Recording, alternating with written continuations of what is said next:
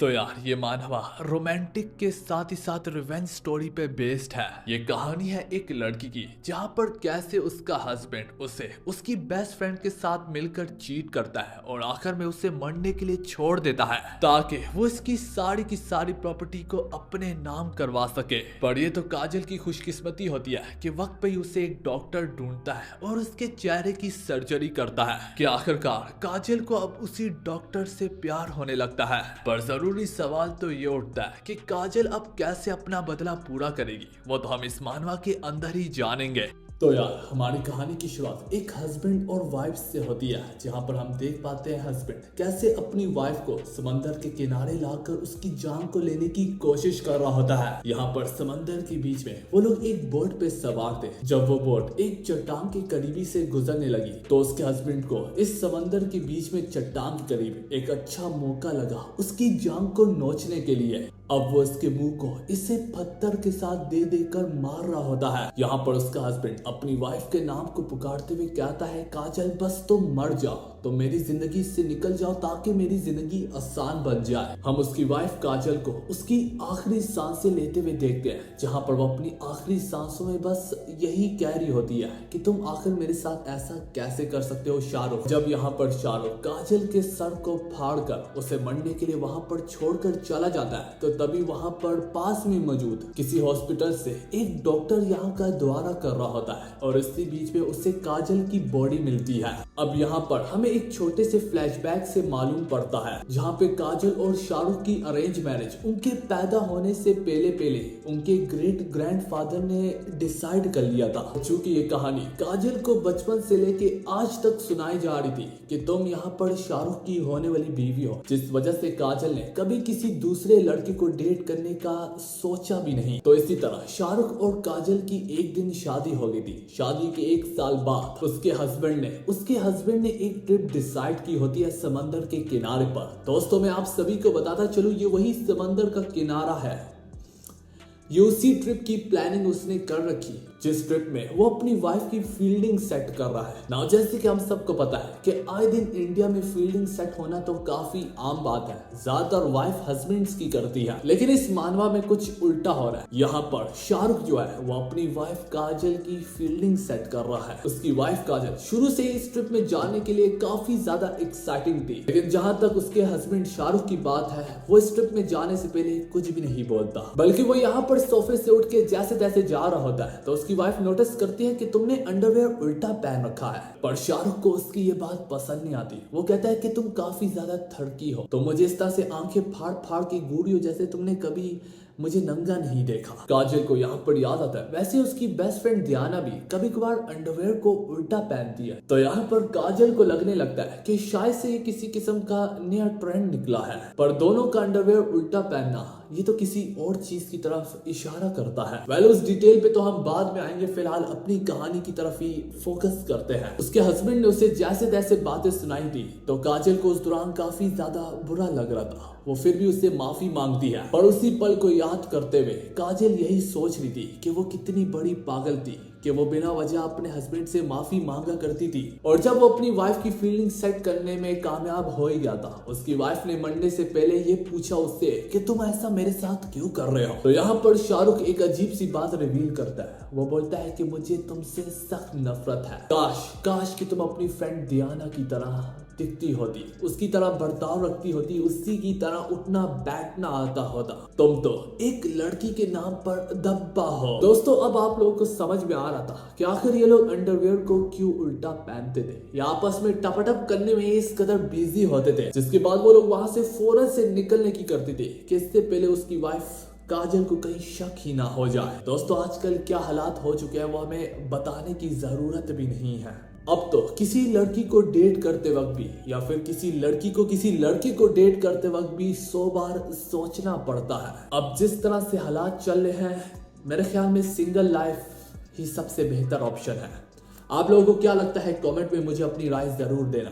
कहानी की तरफ वापस आते हैं। उस रात काजल मारी गई थी, पर ऐसा तो सब उसके हस्बैंड आपने और मैंने सोचा था। काजल जैसे ही अपनी आंख खुलती है तो वो अपने आप को हॉस्पिटल में पाती है। उसकी यहाँ पर फेस सर्जरी हुई होती है और जिस डॉक्टर ने उसकी फेस सर्जरी की होती है उसका नाम सलमान होता है और वो काफी ज्यादा हैंडसम होता है। दोस्तों ये वही डॉक्टर है और इसी ने काजल की बॉडी को ढूंढा था। काजल को 1 महीने बाद जैसे ही होश आती है वो यही कहती है कि मेरे हस्बैंड ने तो मुझे मार दिया था, क्या मैं मर चुकी हूँ? तो सलमान यहाँ पर बोलता है नहीं तुम जिंदा। वो एक अलग बात है कि तुम मरने के काफी ज्यादा करीब थी। सलमान यहाँ पर फौरन से समझ गया था कि यहाँ पर उसके हस्बैंड शाहरुख ने ही उसे मारने की कोशिश की है। अब ऐसा सलमान कैसे समझ गया वो हम आगे चल के ही जानेंगे। काजल की तबीयत अभी भी पूरे तरीके से स्टेबल नहीं होती तो वो यहाँ पर दोबारा से बेहोश हो जाती है और जब वो सुबह उठती है तो वो अपने चेहरे को देखकर उससे अपनी आंखों पे यकीन नहीं आ रहा था। यहाँ पर शाहरुख ने कोई कसर नहीं छोड़ी थी कि वो काजल के मुंह को पूरे तरीके से बर्बाद कर पाता और उसे मरने के लिए छोड़ दिया। लेकिन तो डॉक्टर सलमान ने यहाँ पर काजल की जान बचा ली होती है और सर्जरी करने के बाद काजल का चेहरा अब पहले से भी ज्यादा खूबसूरत हो जाता है। इनफैक्ट अब तो काजल पहले से भी इतनी ज्यादा खूबसूरत बन चुकी है कि काजल को खुद भी अपने चेहरे पे यकीन नहीं आ रहा होता। सलमान के एंटर करते सारे सलमान उसे पूछता है अब तुम कैसी हो? काजल ने यह आवाज पहले भी सुनी थी, हाँ मरने से पहले इस आवाज को सुना था। काजल समझ जाती है कि इसी डॉक्टर सलमान ने ना कि सब मेरी सर्जरी की है बल्कि इसी ने मुझे ढूंढा था और इस करीब अस्पताल में लाया। यहाँ पर डॉक्टर सलमान आकर काजल के हाथ में एक फ्लायर देता है। फ्लायर पूरे के पूरे शहर में फैला रखे होते हैं उसके पुराने हस्बैंड के द्वारा, जिसमें शाहरुख ने लिखा होता है कि मैं अपनी वाइफ को ढूंढ रहा हूँ। बल्कि शाहरुख ने ये भी लिखा होता है जैसे कि काजल को PSQ इंटरटेनमेंट कंपनी की तरफ से बहुत बड़ी फंड्स और चैरिटी दी गई थी, लेकिन इस चैरिटी को लेने के बाद उसने इस मुल्क से भागने की कोशिश की। चीज मुझे काफी ज्यादा दुख देती है कि मेरी वाइफ इतनी ज्यादा घटिया निकली, पर फिर भी मुझे उससे काफी ज्यादा प्यार है। किसी ने भी अगर मेरी वाइफ को देखा है तो नीचे दिए गए हुए नंबर से मुझसे राब्ता करे। तो दोस्तों अब आप लोगों को पता चल गया होगा कि सलमान को कैसे पता चल गया कि शाहरुख उसकी जान लेने की कोशिश कर रहा था। यह सब कुछ यहाँ पर पैसों का चक्कर है, ना कि सब इतना, बल्कि काजल की मॉम और डैड के मरने के बाद भी सारी की सारी प्रॉपर्टीज काजल को मिलने वाली थी। इस वजह से शाहरुख ने उसका कत्ल करने की कोशिश की। अब प्रॉपर्टी सारी की सारी शाहरुख के नाम जाएगी। यही सब कुछ देखकर काजल को अपने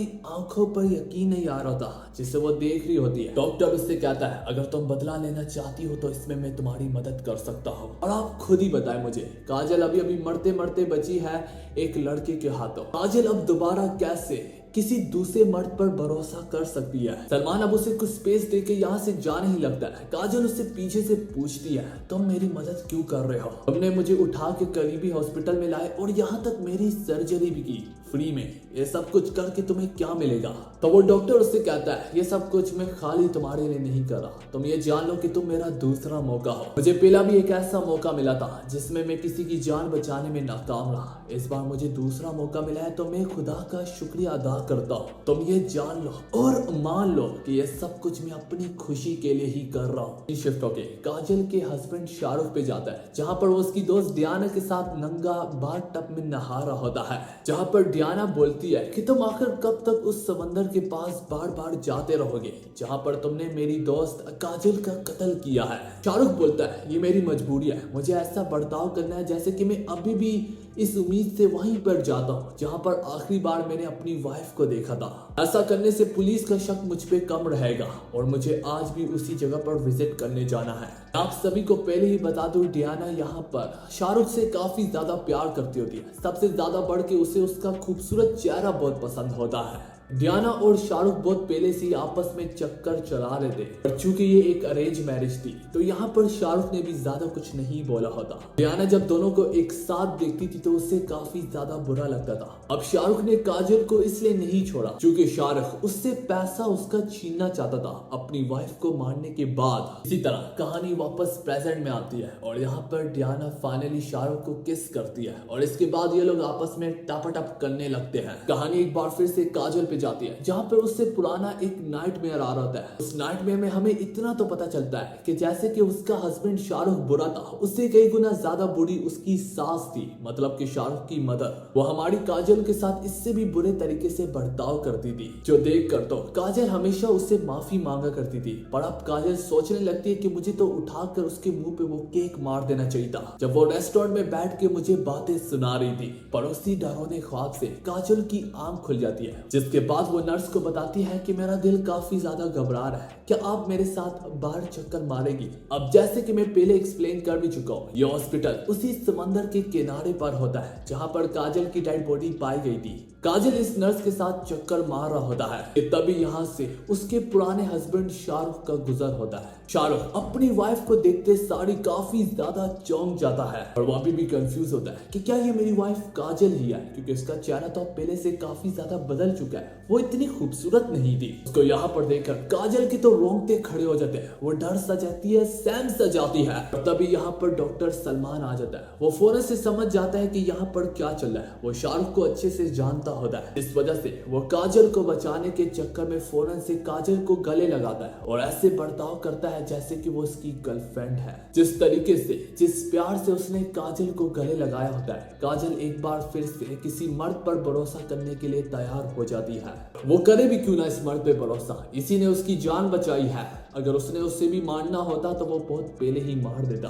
अब ये देखकर शाहरुख को लगने लगता है कि नहीं यार, काजल तो मर चुकी है, उसका मुंह तो पूरे तरीके से मैंने तोड़ दिया था, तो ये इसी डॉक्टर की गर्लफ्रेंड होगी। तो दोस्तों फिलहाल इसी के साथ हमारा ये वाला पार्ट यहाँ पर खत्म होता है। ये एक रोमांस और रिवेंज स्टोरी है, होपफुली आपको पसंद आई हो। अगर पसंद आई है तो इस वीडियो पे ज्यादा से ज्यादा लाइक करें और मैं मिलता हूँ आपको एक न्यू एपिसोड के साथ।